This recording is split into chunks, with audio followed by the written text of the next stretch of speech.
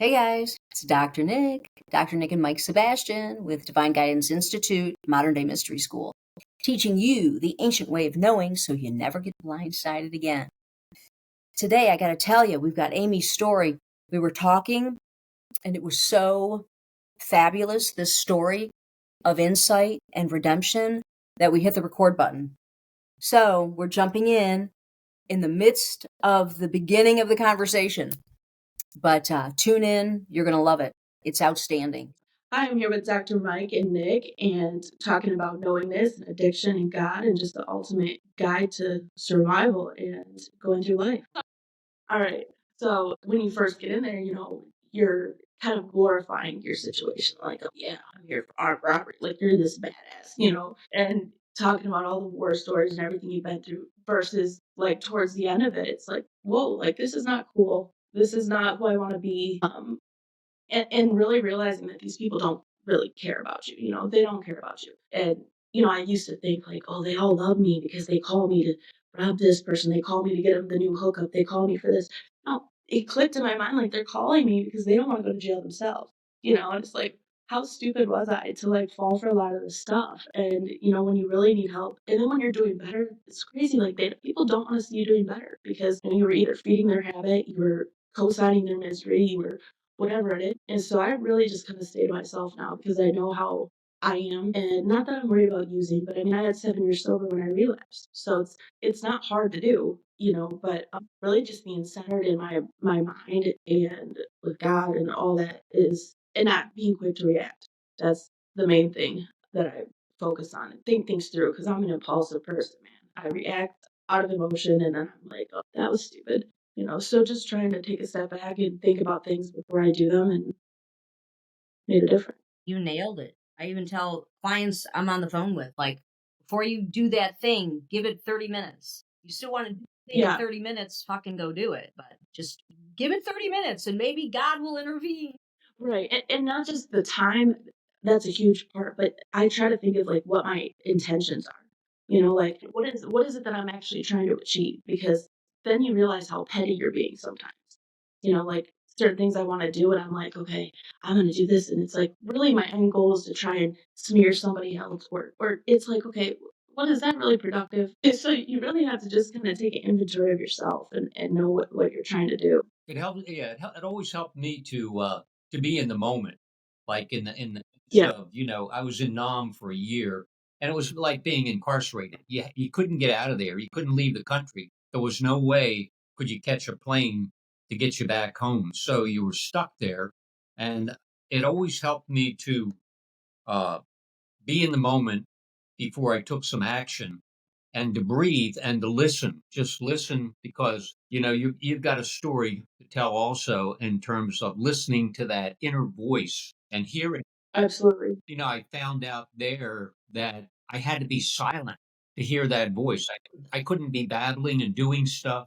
I had to at least breathe and listen for a minute before I took some action. And I'd always get the guidance if I had the ability to actually listen to that inner guidance. Absolutely. Yeah, for sure. Saved me a few times. It's called saving your ass before you get it kicked. All right. Man, you're not lying. It's crazy, but it's something that everybody has. You know what I mean? Like we all have the ability to do it, and you just don't realize it. And then when you realize it, it's like this is such a powerful tool that I've just been overlooking or not even realized that I was using. And I think in addiction too, you're so clouded by everything, you don't have the opportunity to even open your eyes to the fact that it's there. You have But other motives. So even if something's giving you a direction, we don't follow it because we have other motives or other goals. So we're not right. that anyway. Absolutely. Yeah. I know a few times, like one time I told you before, this guy, I was in an apartment with him and I had just gotten there. I'd only been there like a day and he was just acting weird. And my gut kept telling me, you need to get out of here. You need to get out of here. But at the time, I was telling him we gotta go. Like I was trying to take him with me. I didn't think that he was the problem. I just knew something was off. And he's like, no, I'm not going anywhere. So I left all my stuff and I just said, all right, well, I'm going for a little bit. I walked to a complex across the street, went to come back to get my stuff, and the whole place was surrounded by SWAT. He had stabbed somebody 17 times and was holding a different guy hostage. And it's like I was in that apartment 10 minutes prior. So, your gut tells you things for a reason. Beneficial to listen to it, that's for sure. So, yeah, wow. Just with the nick of time, you got out Yeah. of there. You've been lucky. Well, Yes. you've been lucky, and there is no such thing. In Divine Guidance Institute, we teach there is no such thing as luck or synchronicity. We really, everything's kind of planned out, and it depends on our consciousness and who we are and what we have coming and what we stepped into. And, people, my whole life, people always said, Mike, you are so lucky. Oh, Jesus Christ. You could find $100 bill in a mud pile. And it was like, because of who I was, I stepped into the better part. People call it luck Right, because they don't understand. And later in my life, I right. realized it was all planned out and because of the decisions I made and who I was, and not luck. It's not Absolutely. random. There is no random. And people don't like to hear that because then they're kind of like, oh, I'm responsible. Yeah, and that's Right. that. Right. So Yeah. Comes the little accountability. yeah, Yeah, a whole lot of accountability, right? Karma. Yes. There's no But so when I was in jail, I had always believed in God, right? But I never had a relationship with God. It was like God was somewhere over there, and that was really all I knew. I didn't know how to talk to God. To be honest, kind of thought some of these people were a little whack because I'm like I couldn't understand how they believed so firmly in something they couldn't see. But I got to a point where I was just like, I'll try anything. And I remember the chaplain took us to church one day and he was talking about talking to God and hearing his voice. And I'm like, hearing his voice, like this guy, because I'm thinking I'm going to hear like, whoa, or something, out of the sky. And it's like, how am I going to hear his voice? And he said, pray about it. And nothing pisses me off more than somebody's suggestion being pray about it because it's like, that doesn't do anything for me. Like what is, and I kind of felt like it was a cop out, like it was just a way to end the conversation.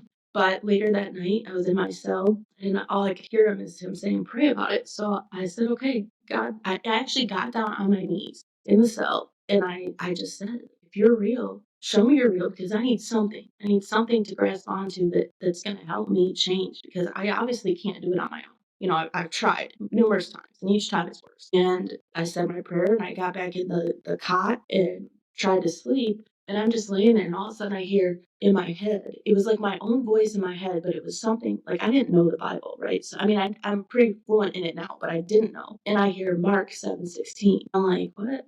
What the hell is Mark 7:16? So I'm like still trying to sleep, and then I stop myself. I'm like, okay, just prayed for a sign. Now you hear this, you gotta look it up. So I opened the Bible to Mark 7:16, and it said, if any man has an ear to hear, let him hear. When I'm praying about hearing God's voice. So I tell you, like I cried and I had goosebumps. Like it was like I just knew, like it was like okay. And so from that point, my willingness to be open to a higher power, to God, to some bigger thing was there. And I think that's what was hindering me before because I had too many doubts and I just kind of wasn't putting my all into it. And so from that point on, I just like started this thing of constant prayer, thinking about things before I do them, running things by God, and it went as far as, they're talking about sending me to prison, but I knew I was going home. And, one day they came, got me, and they said, okay, your lawyer's here. And I'm sitting there and I'm talking to my lawyer through the little window thing on the phone. And she's like, okay, I think you better take this deal because they're offering you 9 to 11 years when I was looking at 20 to life. And I said, no, are you crazy? I said, I'm going home. And she kept saying, no, you're not. And I said, God told me. And she looked at me like I was crazy, and that's how I would have felt then prior to that, and I just knew it to have the confidence in knowing that was able to make me, potentially, if I didn't have that, I mean, that's a big risk I was taking, I guess is what I'm trying to say. And so couple weeks go by and they have another court date and I get called down and they end up switching the prosecutor on the case because I had one prosecutor she was determined to send me away and kept denying. I mean, my bond when it first started out was $500,000. Yeah. So the new prosecutor came in and he said, well, we don't want to prosecute you because you're a victim of sex trafficking, which all was true, but it had no relevance to the case that I was there for.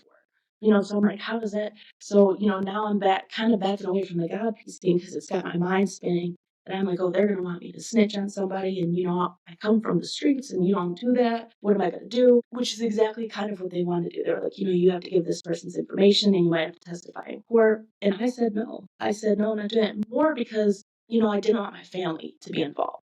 You know what I'm saying? Like, but if somebody wanted to retaliate, they look at my name, they see where I live. It wasn't fair to put them through anything that they had nothing to do with. And again, my gut still told me, my intuition, that I was going home. So I didn't have to do all this stuff. So I just said, no, I'm not willing to do that. They ended up deliberating and said the offer was still there for me to not be prosecuted on that if I plead to the felonious assault. So I ended up taking that plea, which was supposed to be 2 to 4 years. So it was way lower, right? But I was going to take the deal. And when I went to, I can't remember what it was. There was some kind of another meeting with my lawyer or something. And she said, okay, we're going to go in front of the judge and address bond, see if they'll lower it. And when we went in front of the judge, the prosecutor said, we're just offering probation.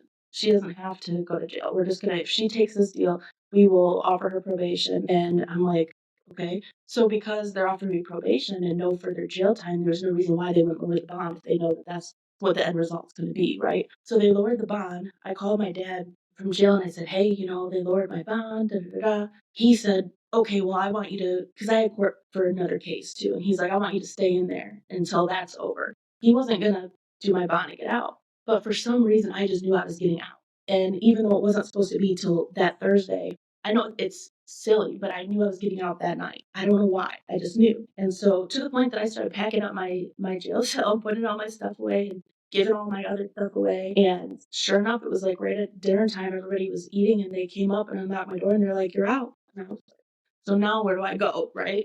But yeah, just being aware of that feeling and knowing to listen to it is huge. It's comforting even. Holy moly. So nothing was happening that day and you just knew you were getting out. I just knew something told me. It was a Tuesday. It was only 2 days before, my dad was going to bond me out. So it wasn't like it was a big leap, but it was like I just knew that was going to happen. And even though I knew when the staff came to my door, before she even unlocked it, she got her key out. And I was like, all right, I'm out of here. And I had told everybody on the block too, because, you yell through your little cell thing. And I'm like, I'm leaving. Who wants what? And, they're all like, no, you're not. No, you're not. I'm like, you watch. And, they were all like, oh my God, when I got walked out. But yeah. What had happened procedurally that let you out early? Do we even know? Somebody that I knew had gone and paid my bond without me knowing. I didn't even tell this person that my bond was lowered. So I had actually asked them afterwards, I was like, how did you know? And they said they were up there up front to put money on my books because they were, putting money on my books every month. And when they went to do it, the little kiosk thing they used wasn't working. So they went to the desk and the person at the desk had told them, what is this going for? Is this going on the books or is this going to bond out? Because my bond was like, at that point, one was a PR bond, the other one was like $100. So it was only $100 for me to get out. And he was like, what? She can get out with $100 here. And so I didn't even have any clue. Wow. Okay. So then you went with him. Did you go hang out for a couple days before you went home, or what'd you do? No, because I had court the next morning for my other case, and I did go hang out with him. And he's a sober person. He's good people, and his dad is the one that I was dating before I went to jail, who sells drugs, who is a mess himself. And one of my conditions of my release was to have no contact with him. And so he's like, okay, we're going over here. So we went to his house and chilled for a little bit while his dad's there. Okay. And his dad's like happy to see me. He's like, I can't believe you're out, all this. But being the player that he is, he has some other girl over there and she wants to fight and everything else. And I'm just like, you can have him. Like, I'm not even on that, like, I don't care. So she called the police. And so I'm hiding in the back room because I'm like, my only condition was not to be around this guy. And I'm like, I've only been out of jail 3 hours and motherfucking police are coming. This is crazy. So I was in the back room and I ended up leaving because after that I was like, this is crazy. I can't have this. Did they come in? They didn't even come in? The cops? No. They didn't that time, but when I left, his son gave me a ride to a lady's house in town where I just chilled out until, or I never went to sleep. And after I left, his mom's an old lady, she has dementia. She had gone walking, I guess, in the neighborhood, and the police ended up bringing her back, and they came in to the house. And so they had come back a second time that night, but luckily I was gone. Another situation there. So yeah, and it's weird. It was like seeing people because because he sells drugs, everybody's hanging out, just sitting there smoking, and I was so uncomfortable, whereas like the old me would have gotten right in on that, and instead it was like I just felt gross. Like it was like, ugh, you people are doing nothing, literally nothing. You're just sitting around doing nothing, wasting your days away. And that's what I was doing, that's how I was living, and, I had no desire to go back, no desire to lose everything, and now being home with my daughter who, that was my world, and when I messed up, I walked away from that mostly because of shame, but now, like, I know what I lost, and I'm not trying to lose any of that again. So that night, did you go home that night or did you go to court in the morning? Did he take you or who, how? No, I caught the bus and went to court and called my dad. I didn't wanna tell my dad I was Okay, out got it. the day before, right? Because I just didn't wanna worry him or have any so I waited till court, but I didn't want him to because he's thinking he's gonna show up at court and they're gonna bring me out of the shackles. So I called him like 10 minutes before court and I said, "I just wanna let you know I'm out and I'm here for court, so I'll see you." And the plan was that was a Wednesday. So the plan was I wasn't supposed to go home till Thursday. They were trying to kind of planned it around Leah's school just so because she hasn't seen me in almost 2 years and didn't want to upset or anything. So he's like, okay. And I said, do you want me to find someone to stay for the night if that was the plan? And he's like, no, I think you should come home. And so I went home and I never looked back. That was the end of that. Yeah. It was awkward for sure when I first came home and like I was expecting Leah to cry. She didn't cry. She was excited. I cried the whole time. But she's like, look at my room, look at it. And it just felt good. It felt good to be back, and she's told me almost every day, "I'm so happy you're back." I mean, even to this point, it's been 6 months since I've been home. I have about a year and a half sober, actually today, and she still tells me, "I'm glad you're back. I'm glad you're home." It's just even though it feels good for her to say, every time she says that, I feel that guilt, like just kind of eat at me because I did leave, and I'm lucky that I have the opportunity to make it right now. So Well, shame, that's what I'm doing. shame and guilt serves no one. That's why the present moment is so important to be in the present moment. Right.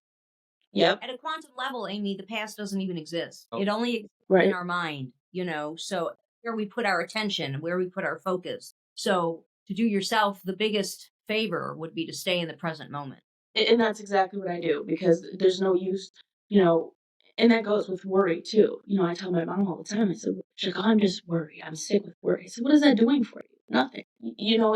Some things I guess you can't help but worry, but for me, it's just I kind of have an overall just peace in general about things across the board because I am in the moment. I know God's got me. I know what to rely on, and I'm content, and it's crazy because even before when I was sober, even when I had 7 years, I never had this feeling of content. Obviously, if I did, I wouldn't have relapsed. So it's a good feeling. I'm in a better mood overall. My sense of direction, my sense of knowing who to be around, who not to be around, what choices to make, what's the right thing, what's the wrong thing, is just better, and I'm better at creating boundaries. I'm better at speaking my mind without being a dick, right? Because for a while I struggled with that because it's like I was a people pleaser and it was hard for me to set boundaries. And then when I started setting boundaries, I was like over the top. And so now just being able to say, like, for example, a lady messaged me the other day, "You must be one of those people that was messing with so and so." And I'm like, I don't even know who she's talking about. But I just said, then first I said, "I don't know who you're referring to." She sends me a picture of the person. I said, "Oh yeah, we're friends." And she's like, "I don't believe that you're just friends." I said, "Well, that's your belief. I can't help you with that, but that's what we were." I can't You help know, you with and it's like, what do you want from me? And it's just easier for me to be kind of assertive and know what to put honestly afterwards I was kind of like, why did I even respond to that? But there's still pieces of me that I have to work on, of course, but I'm open to that. I'm able to recognize where I have to be careful and where I am exceeding. So that's pretty much it. And it feels good. It's people notice too. Like more people want to be around me. When I go to meetings, I used to never share. I never really, because I feel like I was too worried about what people would think versus just saying, and now I go in and they're all like slapping each other like this one's a hoot, listen to her. It's just because I'm unfiltered and I'm just real. It's about this is what I went through, this is what it is, and if you don't like it, go to another meeting. I think the honesty piece and being open about where I was at keeps me from going back. Because if you try to sugarcoat it and make it sound better, you're just deceiving yourself. You're just hurting yourself. Yeah, you were given a golden opportunity. You did good. Obviously, you had I mean, you had some good karma coming. It was like you're going to prison Sure. for a long time, or Yeah. suddenly everything's covered and you get to step into a new life. Right.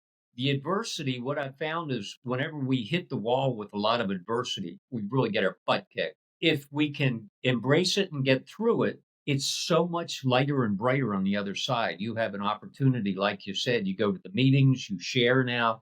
It's like a new you. And it really wouldn't have happened without that adversity. So, you did good stepping into it, embracing it, and now you got a door is open for you, obviously. And you're stepping into that new life and you remain present and you relax and you don't worry about much and it's like good.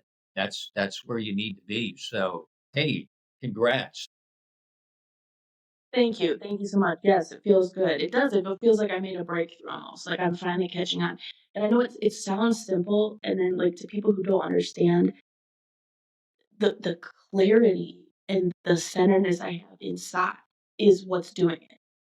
And I don't know how to really put that into words or articulate it to people, but because people that have known me for a long time know that I kept making the same decisions. And you can't just come back and say, okay, sorry, it won't happen again. That doesn't mean anything, at some point. And so um, being able to just show it in my daily living and my daily attitude goes a long way. And it's almost like there's an authenticness to it that people believe is genuine because it is. And it's again, I had to say it's not really my doing. It's because if I knew I could do this, I would have done it a long time ago. So I'm just thankful for God. I'm thankful for the Hugh. I'm thankful for you guys. I'm thankful for my family, sobriety, everything. I really found with karma, and it wasn't even until I got locked up that I changed my ways, and then they moved me to Texas and, all that, all those years ago. But anyway, so often Holy Spirit has to literally take us out off the field and put us in a timeout, put us on the sideline to get us Yep, out of that world. yep, absolutely. And the thing that determines, like, you're going to do 20 years, you're going to do life, you're going to do 9 years. Oh, you got probation. Michael mentioned it's not luck, but and yes, karma, it's all karma. But the thing that allows us to sidestep karma is our heart. You Hmm. have a pure heart. God knows that. Holy Spirit knows that. Your higher self, Right, the universe, whatever someone's belief system is, whoever's listening, right. knows our heart. And the heart is what determines all the outcomes. And so Yep, for you to go to life to probation, God, Holy Spirit, like I said, knows your heart and knows, like, this girl doesn't need all that bullshit. She just needs to get a break away from all that stuff, get integrated back into the life that she's accustomed to. That was just, right. you took a detour. That's how I see it. I used to say that on Yeah, the phone, just a detour yes, I remember. deal. It's a detour. I don't know how long the detour is going to last. It's a detour. Okay, are you done yet? Okay, not yet. Okay, all right.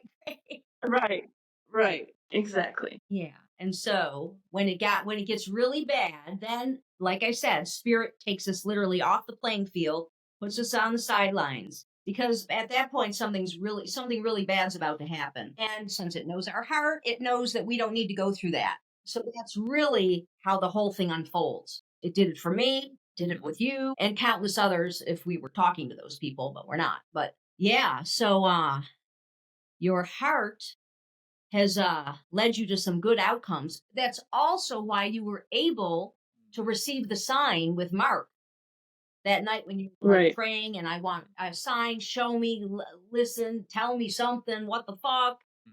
And then the inner voice, which is your higher self, but your higher self is soul and it's tapped into spirit. It's all connected. right, right. And so you were able to listen, you were able to hear rather, and then you took action. You didn't just you lay there for 2 minutes, but then you're like, what the fuck am I doing? Get up, Amy. Right. Then you checked out the verse. Then you took the message even further. And then you were Mhm. just rewarded. Rewarded. Oh my God, here, here, here, here, here. Let me show you how this thing works. Oh, you're gonna get out today. Then you get out today. This, this, this, this, this. Then it's reinforced.